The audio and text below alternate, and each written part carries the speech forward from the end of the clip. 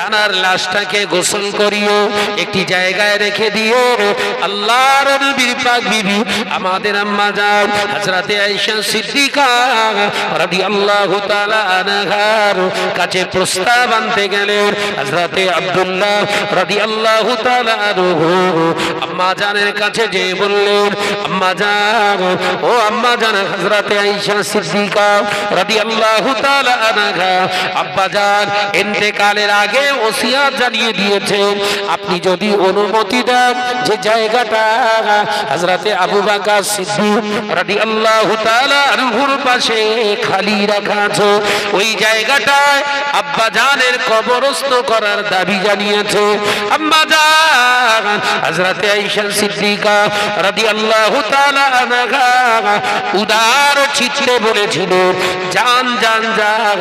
হযরতে আমিরুল মুমিনিন খলিফাতুল মুসলিমিন হযরত ওমর আমার নবী পাকের অত্যন্ত কাছের প্রিয় বন্ধু সাহাবী ছিল, তাই আমি আয়েশা আমার নবী পাকের বন্ধু থেকে বিচ্ছিন্ন করাতে চাই না, তাই আমি অনুমতি দিলাম আল্লাহর নবীর পাশে তাকে কবরস্থ করা হোক।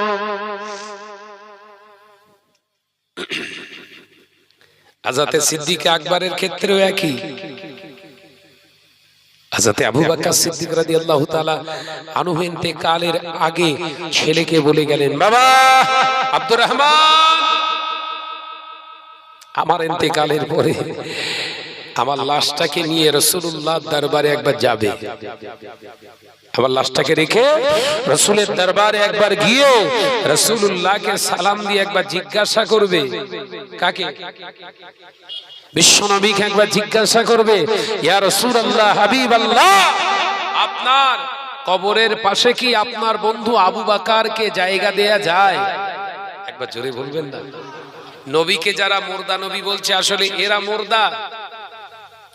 এরা মুর্দা না নবী মুর্দা? বিশ্বনবীর প্রাণপ্রিয় সাহাবী সিদ্দিক আকবর রাদিয়াল্লাহু তাআলা আনহুর ইন্তেকালের পরে লাশটাকে রেখে রাসূলের দরবারে যে হযরতে আব্দুর রহমান বিশ্বনবীর জলিল কদর সাহাবী গিয়ে সালাম দিলেন রাসূলের দরবারে, আসসালাতু ওয়াসসালামু আলাইকা ইয়া রাসূলুল্লাহ, হাবিবাল্লাহ, হুজুর আমার আব্বা জান বলেছেন আপনি অনুমতি দিলে তবে আপনার পাশে শোয়ানো হবে। বিশ্বনবী আওয়াজ দিয়েছিলেন, আমার বন্ধুকে আমার পাশে রেখে দাও।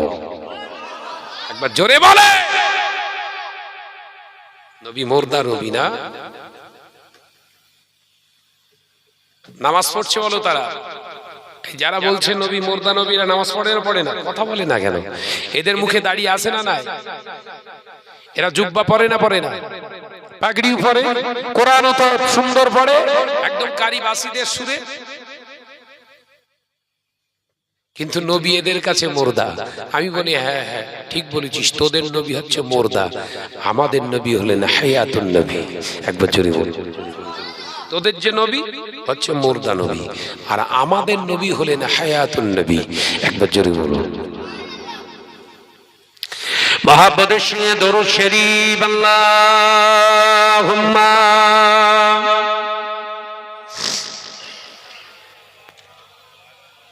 বাবা দরুদ শরীফের জুজ্জা কঠিন অবস্থা। একটু আওয়াজ জোরে হবে, একটু আওয়াজ জোরে হবে, একটু আওয়াজ জোরে পড়ি আল্লাহুম্মা।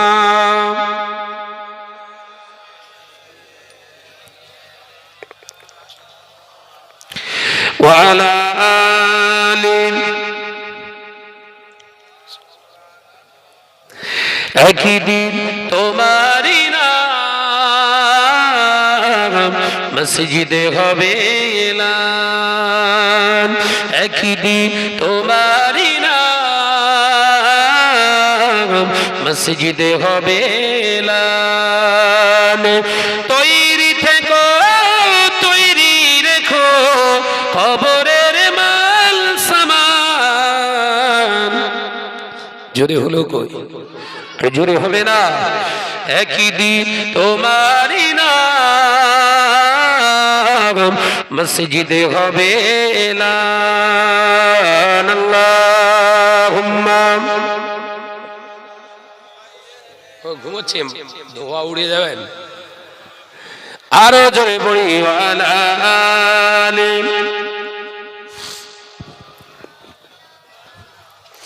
বন্ধু স্বজন আত্মীয় পরিজন পরিয়ে তোমার নতুন কাফন নিয়ে যাবে ওই কবরে, থাকবে না কেউ আপন। একই দিন তোমারই নাম মসজিদে হবে এলান। একই দিন তোমারই নাম মসজিদে হবে এলান। আল্লাহুম্মা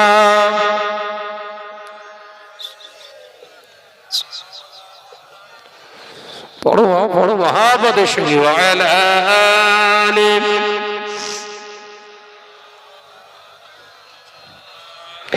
টাকা কড়ি গাড়ি বাড়ি থাকবে না কেউ সঙ্গে তোমার। টাকা কড়ি গাড়ি বাড়ি থাকবে না কেউ সঙ্গে তোমার। থাকবে সেদিন সঙ্গী হয়ে নূর নবীর সুন্নাহ। জোরে হবে না নারে তাকবীর। থাকবে সেদিন সঙ্গী হয়ে নূর নবীর সুন্নাহ। একই দিন তোমারই নাম মসজিদে হবে এলান। একই দিন তোমারই নাম মসজিদে হবে এলান। আল্লাহুম্মা সাল্লি আলা। পড়ে বাবা পড়ে মহাব্বতের সঙ্গে পড়ে ওয়ালা আলি।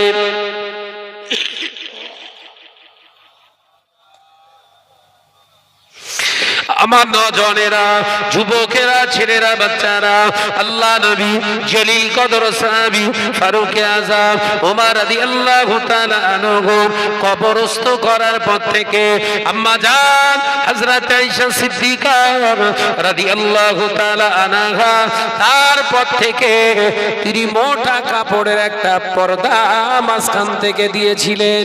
একবার জোরে হবে না? কবরের পাশে মানুষ শোয়, কথা বলছে না কেন?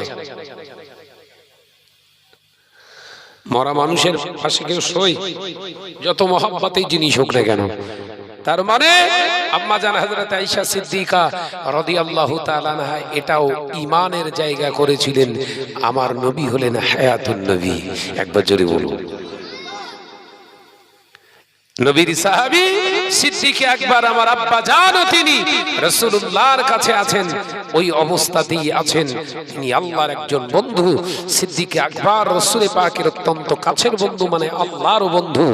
জি ফারুক আযম হযরতে ওমর রাদিয়াল্লাহু তাআলা আনহু তিনিও রাসূলের বন্ধু, মানে আল্লাহর বন্ধু।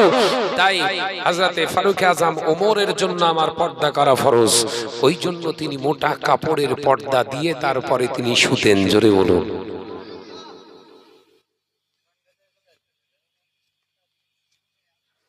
চিন্তা করেন আজকে মুসলমানদের বিভিন্ন রকমের প্রলোভন দেখিয়ে এক শ্রেণীর মোল্লা মলি সাহেব তারা বিভিন্ন রকমের এই পর্দাটাকে তুলে দেওয়ার চেষ্টা করছে।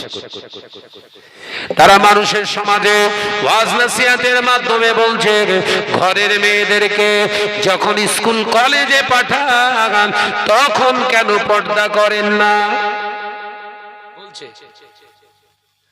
ও তোমার জ্ঞান রাখা উচিত।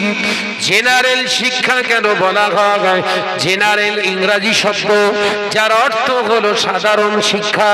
তার মানে আল্লাহ পাক আল্লাহ তাআলা তোমার উপরে জেনারেল শিক্ষা করা ফরজ করেন না। আল্লাহ আমার আপনার কাছে দুনিয়ার সর্বাধিক শিক্ষা থেকে আল্লাহ ইলম শিক্ষা করা ফরজ করেছে। ইলম শিক্ষা মানে শরিয়াতি শিক্ষা করা ফরজ করেছো। ও নজনেরা, যুবকেরা, ছেলেরা, বাচ্চারা, তাই অন্যকে ঢাল হিসাবে ব্যবহার না করে অন্যায়টাকে অন্যায় মেনে নিন, আল্লাহর কাছে তওবা করে ফিরে আসুন। ও নজনেরা, যুবকেরা, ছেলেরা, বাচ্চারা, নবীর শানে তারানা গাইয়েছিল ইসরায়েলের মানুষেরা। তারা পড়েছিল তলাআল বাদরু আলাইনা মিন সানিয়াতিল ওয়াদাই ওয়াজাবা শুকরু আলাইনা মাদা লিল্লাহি দাই। ও যুবকেরা, ছেলেরা, বাচ্চারা, তলাআল বাদরু আলাইনা, পূর্ণিমার চাঁদ আমাদের কাছে এসে ধরা দিয়েছে। তলাআল বাদরু আলাইনা মিন সানিয়াতিল ওয়াদাই, একটি উপত্যকা থেকে তার আগমন ঘটেছে।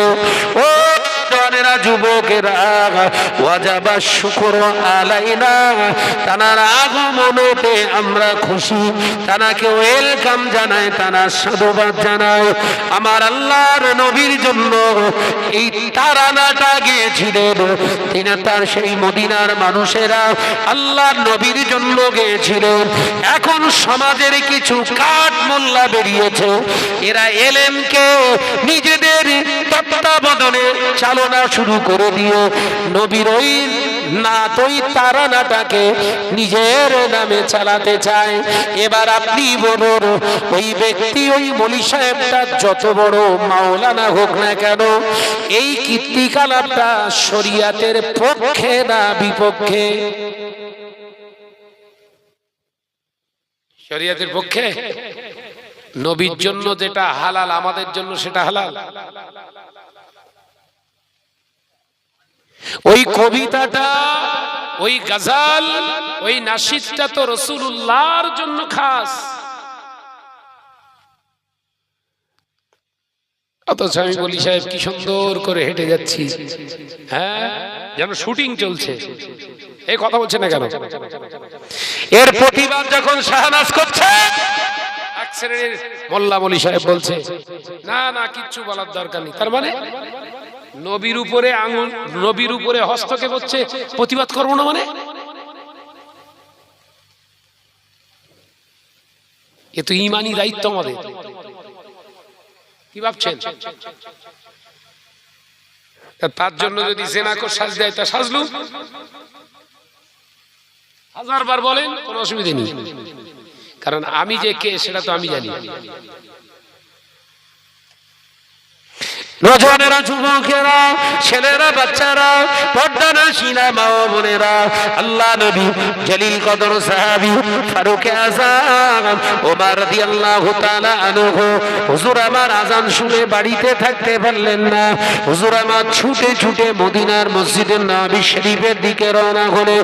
আল্লাহ নবী জামাতে দাঁড়িয়ে বললেন, সাহাবীরা, তোমরা মদিনার মসজিদে নববী শরীফের ভিতর থেকে তোমরা লক করে দাও, আমার ওমর যেন ভিতরে না ঢুকতে পারে। একবার জোরে বলুন না। ভুলে গেছেন? ওমর বললেন আসবো না, ফারুক আযম বললেন আসবো না, নবী বললেন দরওয়াজা বন্ধ করে দাও যেন না ঢুকতে পারে। তার মানে নবীর এই ঈমান কংক্রিট, ওমর আসবে। একবার জোরে বলুন। ও যুবকেরা, ছেলেরা, বাচ্চারা, পর্দানশীলা মা ও বোনেরা, আল্লাহ নবী দয়ার নবী রাহমাতাল লিল আলামিন প্রাণপ্রিয় সাহাবী হযরত ফারুক আযম ওমর রাদিয়াল্লাহু তাআলা আনহু, হুজুর আমার মদিনার মসজিদুন নবী শরীফে যে হাজির, হুজুর দেখলেন দরজা জানালাগুলো বন্ধ, ভিতরে আল্লাহ নবী সাহাবায়ে কেরাম রিদওয়ানুল্লাহি তাআলা আলাইহি আজমাইন গন্ধের নিয়ে নামাজ আদায় করছে। হযরতে ওমর রাদিয়াল্লাহু তাআলা আনহু দিশা খুঁজে পেলেন না, আমি ভিতরে যাব কি করে, আমি ভিতরে যাব কি করে, জামাত আমার কাজা হয়ে যাবে। না না না, আমি ওমর যেদিন থেকে নামাজ শুরু করে দিয়েছি, আমার জীবনে কোনোদিন জামাত কাজা হয় না। আল্লাহ নবী সাহাবী হুজুর আমার পাগলের মতো হয়ে গেল, দরওয়াজা জানালা তালা খুলতে লাগলেন, খোলে না। ওই মদিনার মসজিদুন নবী শরীফটা 3 পাক দিয়েছে, কিতাবের ভিতরে এসেছে হযরতে ওমর সিদ্ধান্ত নিয়ে নিলেন দুটোর একটা প্রথম সিদ্ধান্ত হলো জামাত যদি আমার ছেড়ে যায় জীবনে আমি আর কোনোদিন জামাত ফিরে পাবো না। ও দরেরা, কিন্তু দরওয়াজাটা যদি আমি ওমর ভেঙে ফেলি, এই দরওয়াজাটা কিছু অর্থের বিনিময়ে আমি রিপেয়ার করে দিতে পারি, অর্থাৎ দরওয়াজা করে দেওয়া সম্ভব, কিন্তু নামাজটাকে ফিরে পাওয়া সম্ভব নয়। হযরতে ওমর আর দেরি না করে বিসমিল্লাহি আল্লাহু আকবার বলে জোরে ধাক্কা মেরে দরওয়াজাটা ভেঙে ফেললে। একবার জোরে হবে না? দরজা ভেঙে ফেলেছে নামাজি। কোন নামাজি? নামাজ পড়বো না। বিশ্বনবীর জলিল কদর সাহাবীরা নামাজ আদায় করছেন। হযরতে ফারুক আযম ওমর রাদিয়াল্লাহু তাআলা আনহু পিছনে এসে দাঁড়িয়ে গেছেন। আল্লাহর নবীর নামাজ শেষ হয়ে গেছে, সালাম ফিরিয়ে পিছনের দিকে তাকিয়ে দেখে সবার পেছনে ওমর রাদিয়াল্লাহু তাআলা আনহু দাঁড়িয়ে দাঁড়িয়ে নামাজ পড়ছে আর চোখ দিয়ে টসটস করে পানি গড়াচ্ছে। এক বছরে বলে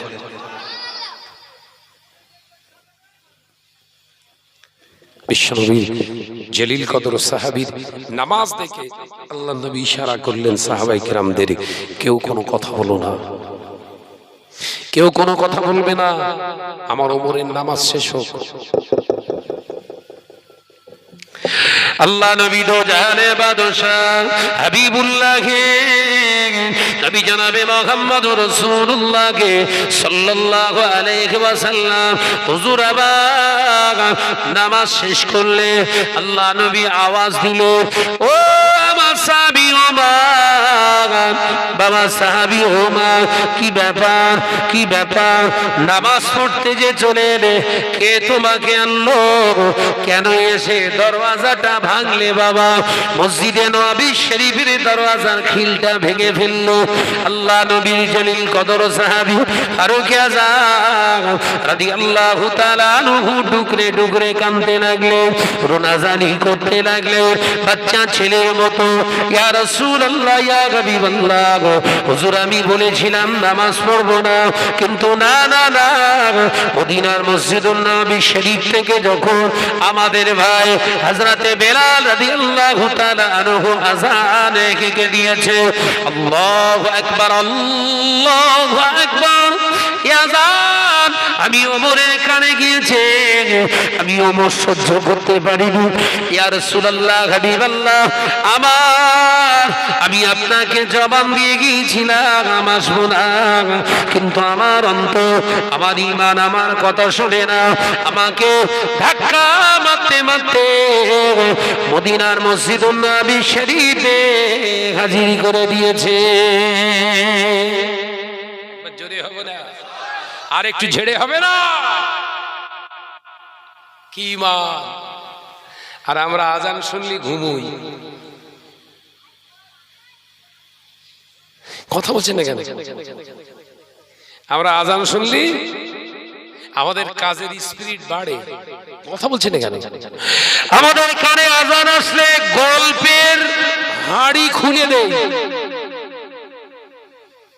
অথচ বিশ্বনবী বললেন, বিশ্বনবী নাই, আযান আল্লাহর কোরআনে সূরাতুল জুমার ভিতরে বললেন, ইয়া আইয়ুহাল্লাযীনা আমানু ইযা নুদিয়া লিস-সালাতি মিন ইয়াউমিল জুমআ ফাসাউ ইলা যিকরিল্লাহ। আল্লাহ পাক জানিয়ে দিলেন, ও আমার বিশ্বাসী সম্প্রদায় বান্দাগণেরা, আমি আল্লাহ পাক জানিয়ে দিলাম, আযান যখন তোমাদের কানে আছে, আমি আল্লাহ পাক জানিয়ে দিলাম, কানে যখন আযানের আওয়াজ শুনতে পাও, ওটা আযান নয়, আমি আল্লাহর পক্ষ থেকে ডাক। একবার জোরে হবে না? আমার ডাক যখন তোমাদের কানে আসে, ইযা নুদিয়া লিস-সালাতি মিন ইয়াউমিল জুমআহ ফাসাউ ইলা যিকরিল্লাহ, আমি আল্লাহ পাক আল্লাহ তাআলা জানিয়ে দিলাম, সব কাজ ফেলে রেখে দিয়ে আমি আল্লাহর ডাকে সাড়া দেওয়ার জন্য প্রস্তুতি না। জোরে হবে? জোরে হবে?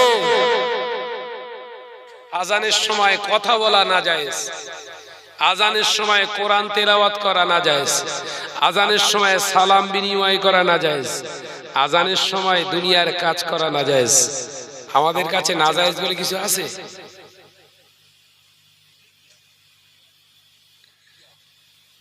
এই হাসার আমাদের সোনার মানিকেরা, আমাদের কাছে না জায়েজ বলে কিছু আছে? আজান হচ্ছে, আমাদের ঘরের মা বোনরা সিরিয়াল দেখছে, আবার দুটো একটা ভাবিরা বিরাট বুদ্ধিমান, আজানের সময় আবার ওই সাউন্ড অফ করে দেয়, সাউন্ড অফ করে দেয়। হ্যাঁ সোনার মানিক, এ ফতোয়া আবার শয়তানের কাছ থেকে সার্ভিস পেয়েছিস নাকি?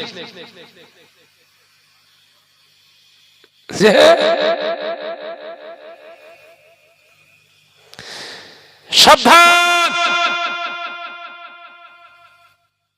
বিশ্বনবী সরকার দু আলমের জলিল কদর সাহাবী ফারুক আযম ওমর রাদিয়াল্লাহু তাআলা আনহু ঝরঝর করে কাঁদছে, ইয়া রাসূলুল্লাহ হাবিবাল্লাহ, দরওয়াজা আমি ভাঙতাম না, আমি এসে দেখলাম দরওয়াজা জানালা বন্ধ, আপনি নামাজ আদায় করছেন, আমার জামাতটা ছেড়ে যাবে, আমি মদিনার মসজিদুন নবী শরীফটা তিনবার চক্কর মেরেছি, পাক দিয়েছি, হুজুর দেখলাম চতুর্দিকের দরওয়াজা গুলো বন্ধ, আমি ঢোকার কোন পজিশন না পেয়ে ইয়া রাসূলুল্লাহ হাবিবাল্লাহ, হুজুর আর নিজেকে ধরে রাখতে পারলাম না, আমি চিন্তা করলাম যদি জামাত ছেড়ে যায় ওই জামাতটা আমি আর জীবনে পাবো না, কিন্তু দরওয়াজাটা যদি ভেঙে ফেলি এই দরওয়াজাটা অর্থের বিনিময়ে রিপেয়ার করা যায়। সিদ্ধান্ত নিতে দেরি করলাম না, বিসমিল্লাহ আল্লাহু আকবার বলে আমি ধাক্কা মেরে দরওয়াজার খিলটা ভেঙে দিয়ে পাগলের মতো আমি যখন এসে নামাজে আল্লাহু আকবার বলে তাকবীরে তাহরিমা করেছি, আল্লাহে আল্লাহর কসম করে বলি আমি ওমরের সমস্ত দেহটা সাথে সাথে ঠান্ডা হয়ে গেছে। একবার জোরে হবে না?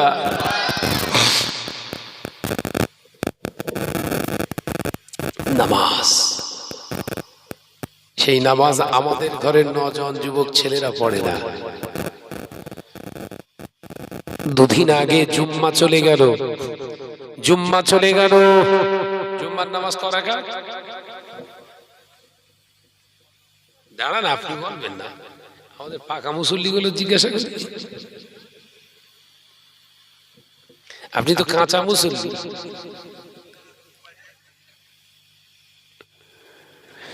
আমাদের ঘরে বাপ দাদা, আমাদের ঘরে মুরব্বীরা জুম্মার নামাজ পড়েছে 22 রাকাত, আমাদের আধুনিক ঘরের ছেলেরা এরা পড়ে 2 রাকাত। ছোট করে ফেলেছে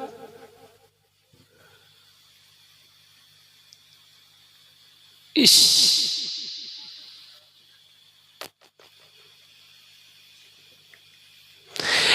এমন নামাজি রয়েছে বাবা, আল্লাহ পাক আল্লাহ তাআলা জুম্মাকে 5 ওয়াক্ত নামাজি বান্দা বান্দির জন্য আমার আল্লাহ পাক উপহার স্বরূপ দিয়েছে। এমন কিছু নামাজি রয়েছে ফজরের নামাজ আদায় করে না, অথচ জুম্মা পড়তে এসে তাহিয়াতুল ওযু নামাজ আদায় করে। আছে না নাই? জোরে বলেন না। ফরজ নামাজ পড়ে রে, ফজরের নামাজ কাজা, এসে আদায় করতেছ কি তাহিয়াতুল ওযু। তাহিয়াতুল ওযু নামাজটা যদি পড়তেই হয় আগে ফজরের ফরজ 2 রাকাতটা কাজা আদায় করুন। যে ব্যক্তিটা ফরজের নামাজ পড়লো না ওর জন্য জুম্মা নয়, যে ব্যক্তিটা ফরজ নামাজটা আদায় করলো না, ফজর নামাজটা না পড়ে জুম্মা আদায় করতে আসে, ওর এই জুম্মা নামাজটা আল্লাহ দরবারে কবুল হয় না।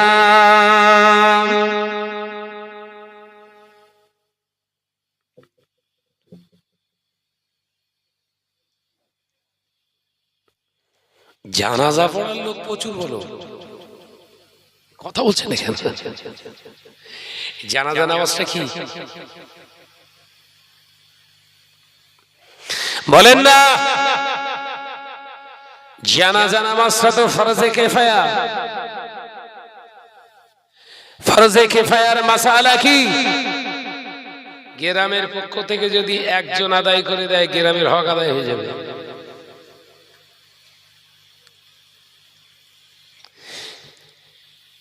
গ্রামে একজন মানুষ মারা গেছে, গ্রামের পক্ষ থেকে যদি কেউ কোনো একজন যান জামাতে শরীক হয়ে যান, তাহলে এই গ্রামের আর মানুষ যদি নাও যায় ফরজে কিফায়ার হক আদায় হবে। কিন্তু অবাক হয়ে যাবেন, মানুষ মারা গেলে ওই জানাজা পড়ার জন্য কাজ পর্যন্ত ছেড়ে দিয়ে চলে আসে। কথা বলছেন না কেন? অমুক চাচা মারা গেছে, অমুক চাচি মারা গেছে। ও নওজওয়ানেরা, যুবকেরা, ছেলেরা, বাচ্চারা, পর্দানাশীরা, মা বোনেরা, আলোচনা বুঝুন। আমি আপনাদের ভাই মোহাম্মদ শাহনওয়াজ বলে যাই, শুনে রেখে দিন, জেনে রেখে দিন। যদি জুম্মার নামাজ যদি আপনার এমনি করে জানাজা নামাজ আদায় করতে হয়, আগে ফরজ নামাজগুলো আদায় করুন। ফরজে আইনটা ছেড়ে দিয়ে ফরজে কিফায়াটা নিয়ে যদি দৌড়াতে যান, মাঠ থেকে মাসির দরদ দেখানো হয়। মাঠ থেকে মাসির দরদ যারা দেখাতে যায় এরা মার খাবে না, আরাম পাবে।